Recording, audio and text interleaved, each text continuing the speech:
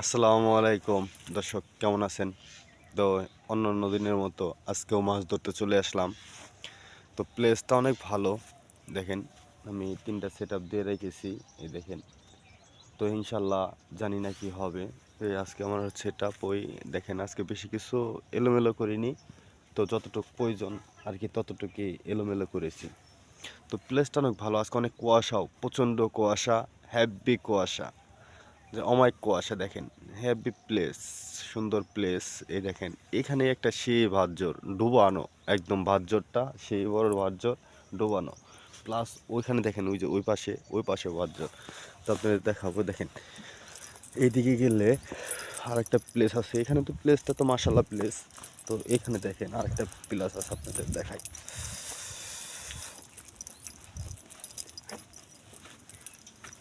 এই যে দেখেন প্লেসটা, এইখানেও প্লেস, সেই প্লেস দেখছেন, সেই প্লেস ওইখানটাতে, আপনার এইখানটাতে সেই প্লেস, কঠিন প্লেস। তো বলা যায় না অমায়িক প্লেস। তো তবুও জানি না মাছ আদার খাচ্ছে না কেন।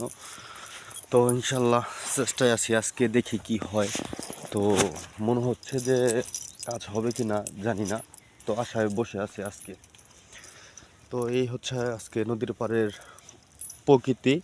অনেক সুন্দর, অনেক ভালো লাগলো, অনেক কিছু দেখতেও ভালো লাগলো। এই দেখেন সেই কাটাম্য, ওই দেখছেন, ওই যে কাটাম্যটা সেই কঠিন। এখানে একটা কাটাম ছিল, সেই কাটামটা ডুবে গিয়েছে, কারণ এই নদীর মাঝখানে একটা ব্যারিকেড পড়েছে, যার কারণে নাকি পানিটা উৎপাদন বেশি হয়ে গেছে। পানিটা আরও কম ছিল, এই জায়গাতে পানি আরও কম ছিল, এখন আরও পানি বৃদ্ধি হয়ে গেছে।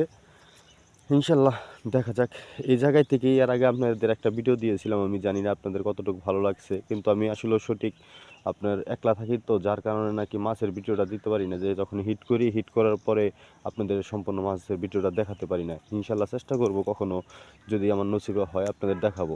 তো আশায় আছি। তো মাছ পাই, আল্লাহ দিলে প্রতিদিন একটা দুইটা মাছ পাই, কিন্তু আজকে এখনও পাইনি। তো দেখা যাক আজকে কি হয়, কারণ আমি সর্বোচ্চ টাইম, বেশি টাইম বসিয়ে পাইতে পারি না। তো কারণ আমার দোকানপাট আছে, সেই জন্য বেশি টাইম বসিয়ে পাইতে পারি না, অল্প টাইম। আচ্ছা, ইনশাল্লাহ আপনাদের দেখাবো, পাশে থাকেন। এই হচ্ছে আমার ডিম রুটি আজকে, সেটা আর কিছু নয়। এই তো ইনশাল্লাহ ভালো থাকবেন, সুস্থ থাকবেন সবাই, এই কামনায় রইল।